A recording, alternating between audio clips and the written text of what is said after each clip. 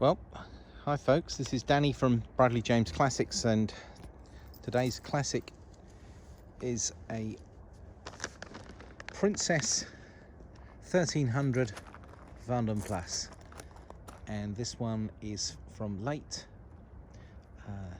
1971, quite a late one, and it really is in remarkably solid and restored order. It's literally been finished in recent times.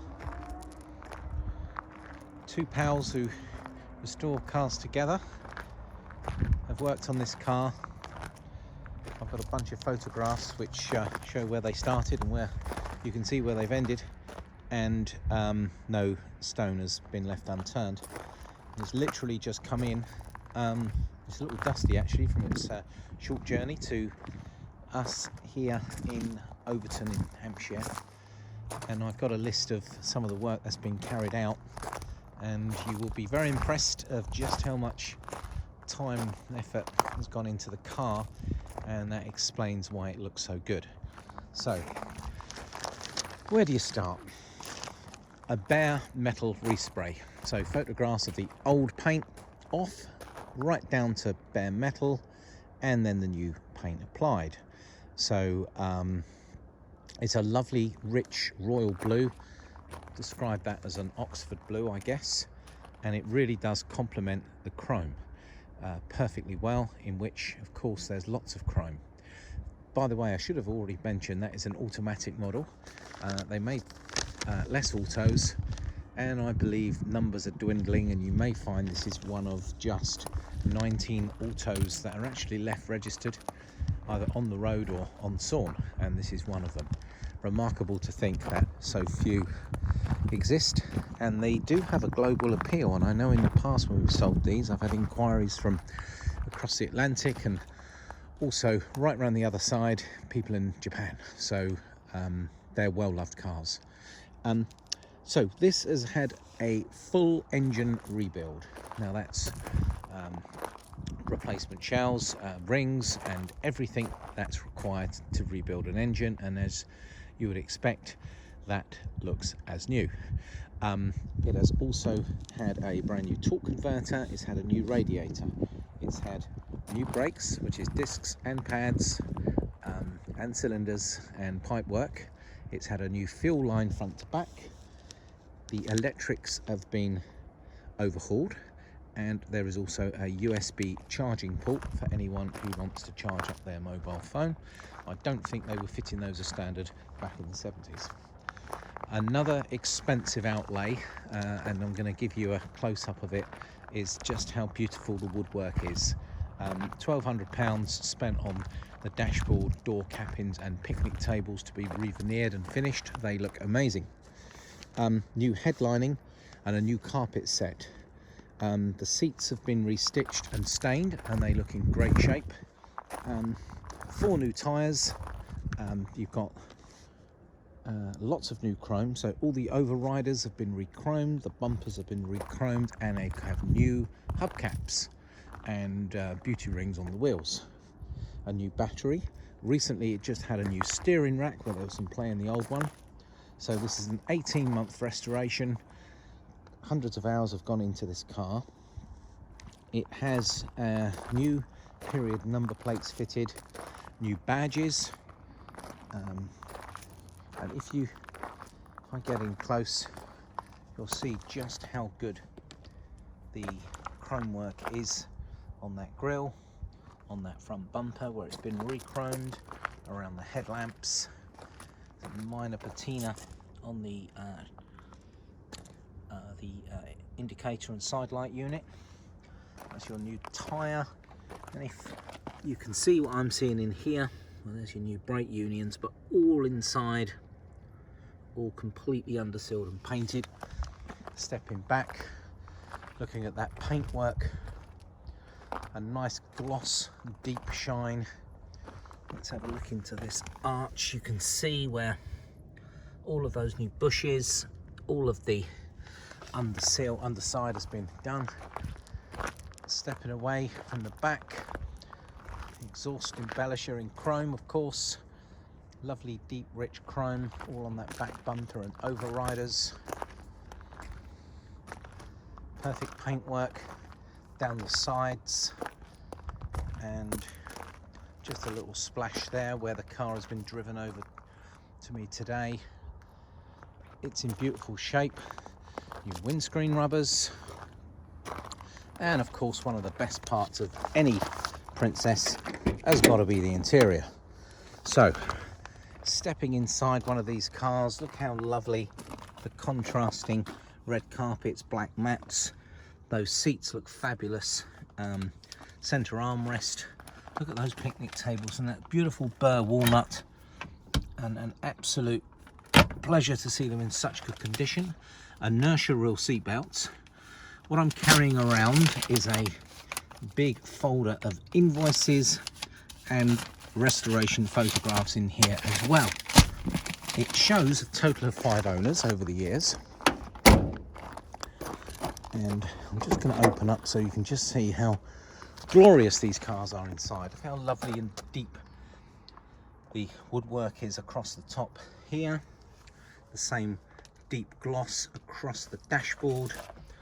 There's been a modern radio cassette fitted, but they've done a fantastic job. And look at the wood across here, contrast beautiful. Actually, this red with the royal blue inside. There's a USB charging port so you can charge up your phone. This is a modern addition, being able to add the radio. And down here there's a two-way clarion speaker, and here's your controls.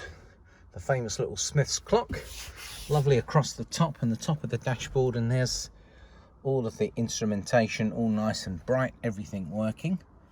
And of course its original steering wheel, which is in very good condition actually. I'm wondering if they managed to buy one that really feels like new old stock. That's remarkable. Anyway, 33,000 miles is displayed, so we're never quite sure what the real mileage is, but looking back through MOT history, we would expect that to possibly be 133. Now while I'm in here, it makes perfect sense for me to try and get to the bonnet release, which is always usually under here somewhere. Let me have a quick feel down so I can open up the bonnet for you, and then we can have a look at that together. You would think the amount of these cars I've had, I'd be able to go straight to it, but I always decide they're going to give me a little bit of trouble. And there we go. It's even painted red, the handle, and I couldn't see it. My other favourite occupation is opening bonnets one-handed while I'm holding on to the phone. Let's see how this goes. I'm quite optimistic because this one isn't too hard to do. I've still got to get my fingers inside. So just off to the side here, if I remember rightly. Did it.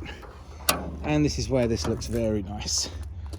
All in the correct colour scheme of that lovely green engine. This one's got a very attractive chrome rocker cover. Now, being an automatic car, they just had a single carburetor, and that has got a kick down actually, which works directly onto a spring on the back of the carb. That's a new Lucas Classic battery. That's all in good order, and you can see nice new shiny terminals. Everything as you would expect, present and correct inside the engine bay. All the suspension airbags are all fine, and it's all been pumped up to the correct level. We can see new plugs and new leads, but importantly a nice dry engine. Everything as it should be. Radiator, I think I'm right in saying originally it might have had a little shroud at the back there, but again I'm going on memory. And as we step back, you can see just how nice and clean that engine looks, ready to be shown off at a car show probably. Let's just push that clip up there and down she goes. So final look at that engine. So one final look round. Perfect bodywork, lovely shiny fresh paintwork, a nice contrasting gold stripe down the side to break up those panels, a lovely colour combination of walnut and red carpets and dashboard. Seats all restitched and looking really good and freshly stained in a royal blue. Those have literally just been done. Lovely carpet at the base of the rear seats here. I'm hoping you're picking up the nice vibrant blue colour, and it does contrast really lovely with the lovely fresh woodwork, and then a new headlining throughout and down the sides, and a nice clear clean panel.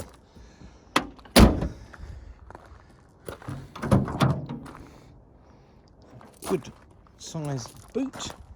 I'm saying good size boot, I'm only comparing it to a Mini though, but of course you haven't got a whopping great fuel tank in the side, and that is a nice size.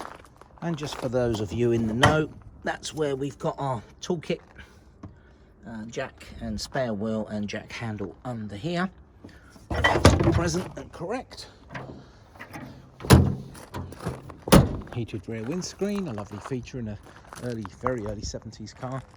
And I'm just going to finish off with one final panning around. I'm ashamed to say that a bird has taken an interest in the car, and I can assure you that's not a blemish of paint. That's a low-flying sparrow of some kind, quite a large one. And a quick walk around just so you can see the rest of the car. So folks, that is a 1971 Princess 1300 Vanden Plas automatic in restored condition. It would cost you an absolute fortune to go and have one done yourself, so believe me, it's cheaper to buy one where someone else has paid for the parts and put in the hours and got it up to this standard. This is ready to just jump in, enjoy, take anywhere. The car's done several hundreds of miles since it's all been finished, so it's all tested and good to go. Steering rack fitted just this week. But other than that, so many new parts on the car. Rebuilt engine, all new brakes, pumped up suspension, fully retrimmed inside and painted on the outside. This car is just crying out to be used. Well, we never ever keep Princess 1300s in stock very long, and of the 19 of them that are actually apparently left in the country, I'm talking about the automatic model, I feel I've had at least half of those cars through our own little business here in Hampshire at one stage. We love these cars, and any opportunity to get them we always try, and it's a pleasure to have this one to offer you. I think you're going to be very happy. Beautiful colour, excellent condition, and she is ready to enjoy straight away. So folks, please give me a call to arrange an early viewing. We do offer a part exchange service. We offer nationwide delivery, and if anyone's watching this one from overseas and you'd be interested in having it delivered to you, we're very happy to work with your shipping partner and maybe even arrange a delivery down to one of the shipping ports if that helps you. Well, that's Danny at Bradley James Classics. Thank you for watching this video with me. I'm signing out.